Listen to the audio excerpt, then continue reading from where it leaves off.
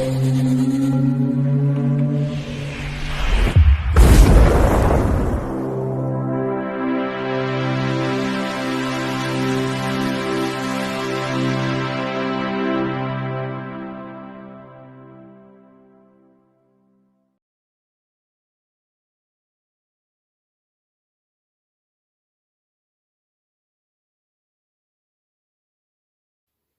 Bayek, it's me, and in today's video, we're going to look at this.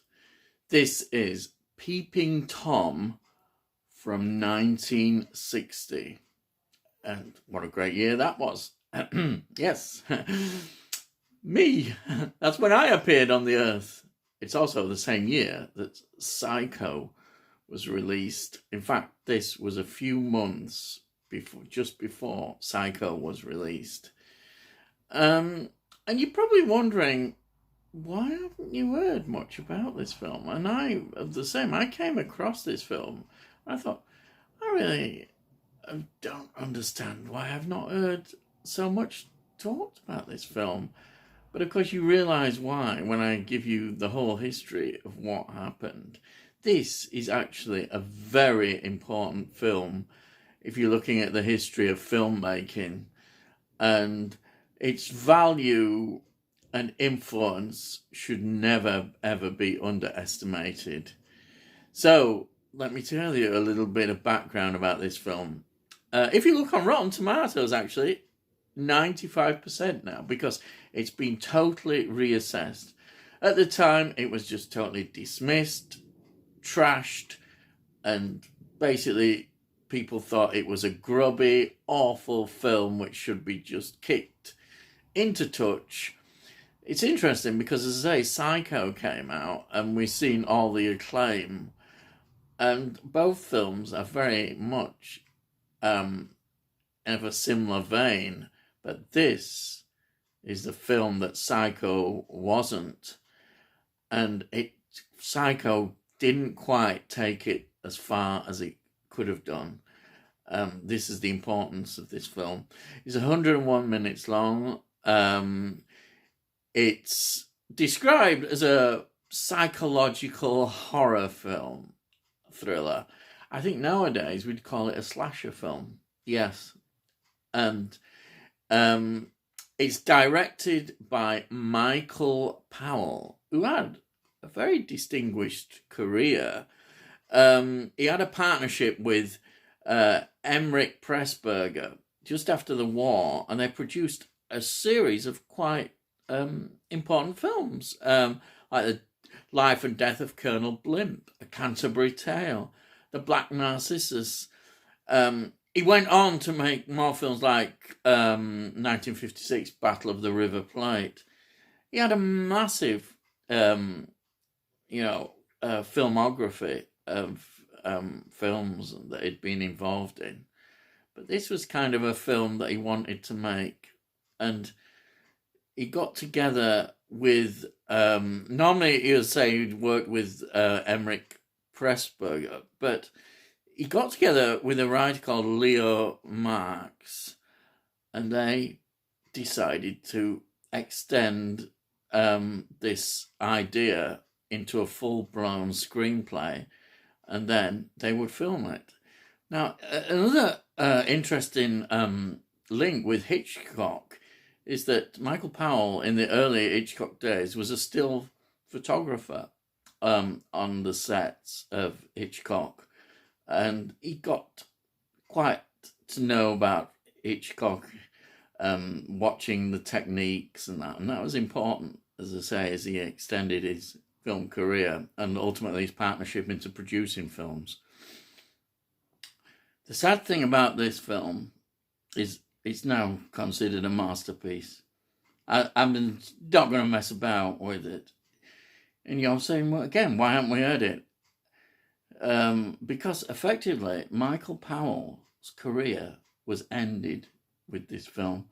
He was shunned. He was just totally dismissed, and that's the tragedy of this. When he is such a trailblazer, this film just stands there now with a high reputation, but at the time It wasn't. And great directors have talked about the influence of this film. It's even greater than Psycho. This takes Psycho where it could have gone. This film, Martin Scorsese himself has talked a lot about. In 1978, he even got a showing of this film in New York that he paid for himself.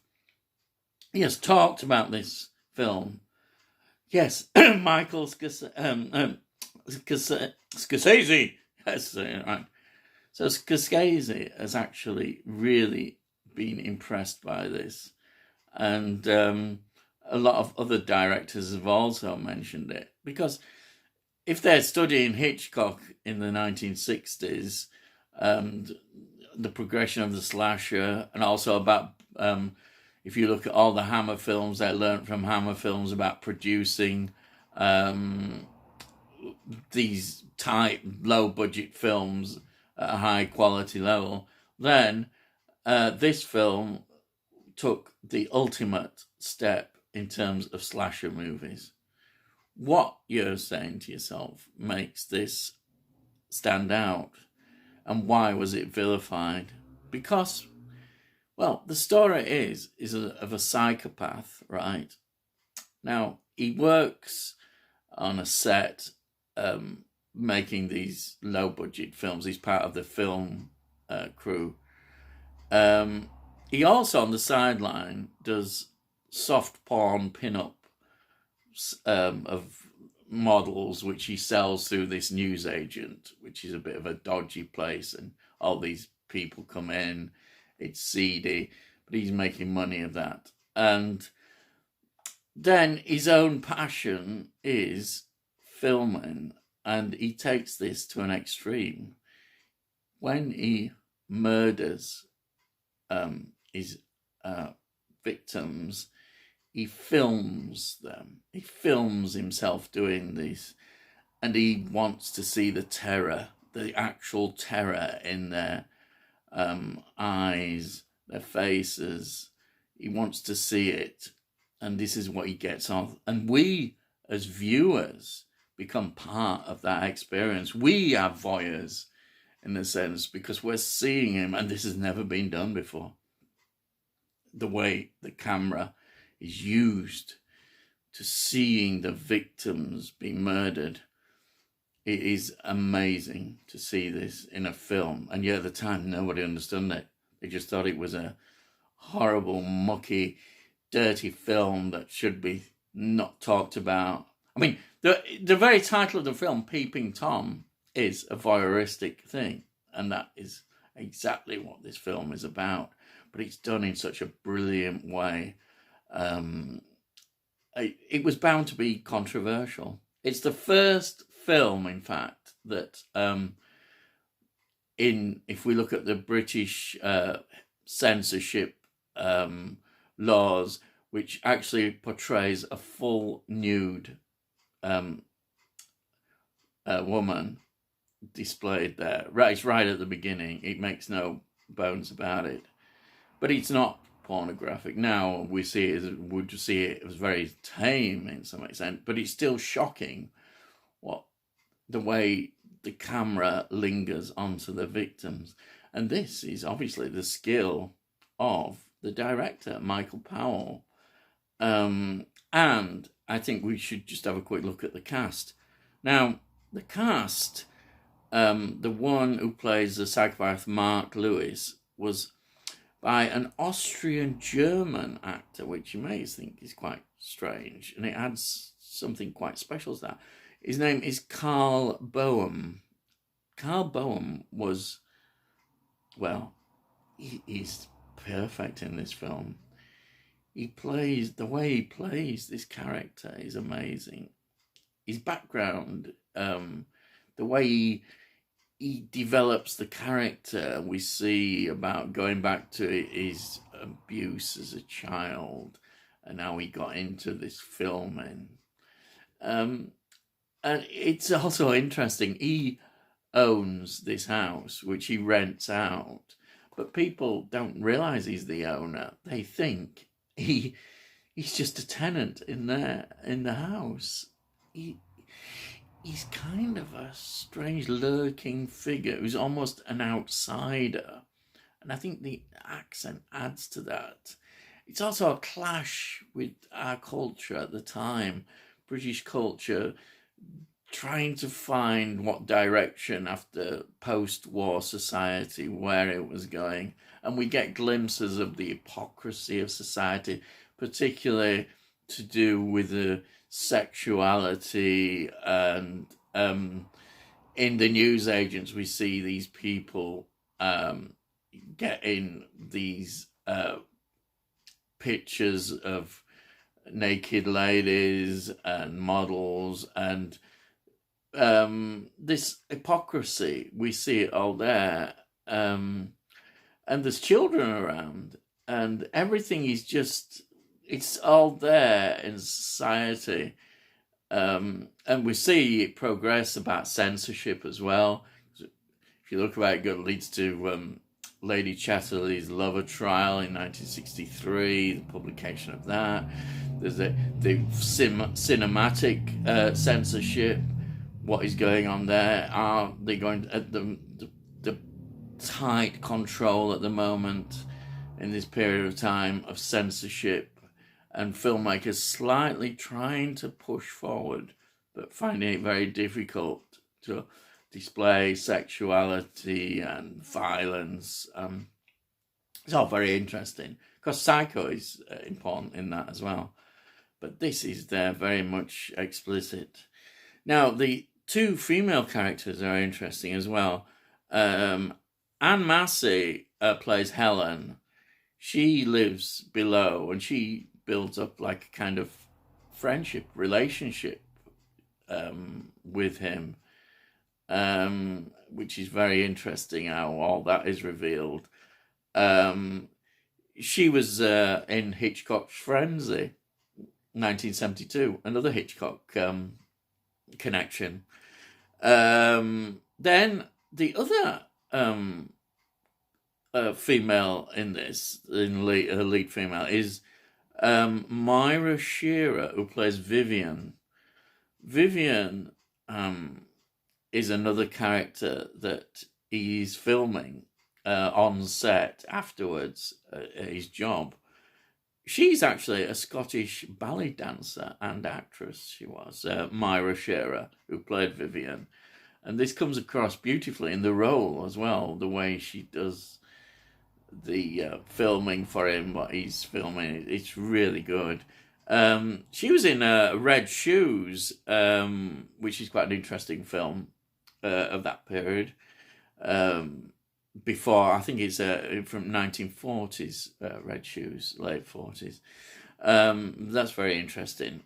And they all produce brilliant performances, and they slowly reveal the character about what is going on and what he's doing in this film. It's that he films, basically he's going round as well, filming sort of under like his coat, like the camera is there and he's filming everything.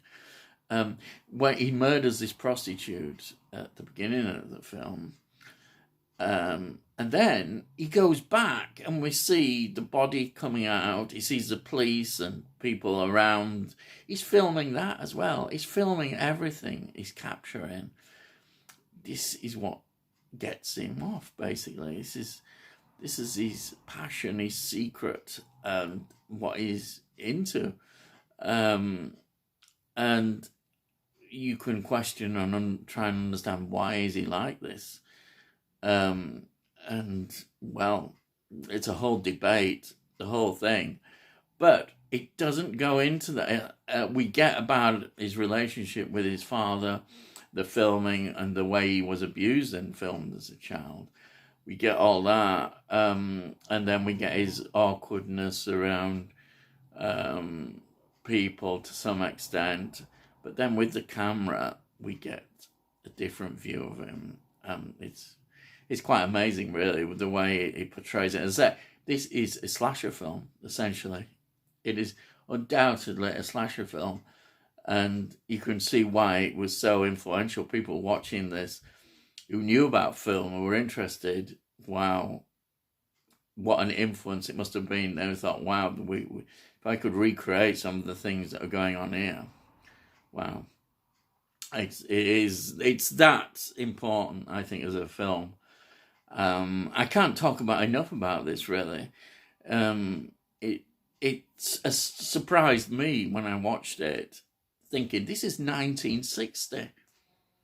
Why haven't I heard about it? I mean, when it was released, it was just totally trashed, dismissed. It was almost forced underground, and like the subject matter in the film, it was seen as something that was under the counter kind of thing. People didn't want to know about it. It was just seen as some sort of porno film that people would rather not have anywhere be involved in or near, or it was all under the counter kind of stuff. It was that. It was basically that it, as I say, it drove the Michael Powell out of the country. Basically, he couldn't work anymore because of this film. Fortunately, years have moved on, and people started to recognise the importance of this film. It built up a cult following, and from that cult following, it gained a wider acceptance. Critics, directors, they came forward and talked about the influence of this film. And that's why I'm still wondering why a lot of people haven't talked about it. For me, it's a great discovery. I've only come across this film fairly recently. I can't believe I've not heard more about it. And when I researched the background into it, wow, it's an amazing film. So I would highly recommend. This is a must. It's a historical film that is a must to watch. You would be absolutely intrigued by it. It's enjoyable as well. It's an enjoyable experience watching this film.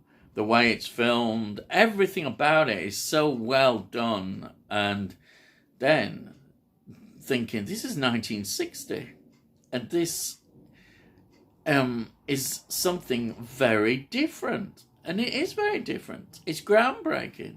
I would go and definitely say that. So I would highly recommend it to watch this film, and I think you would be really surprised why it hasn't been talked about before. Everything about it, even the colour and the way it's, the techniques of the filming and everything about this film is just spot on.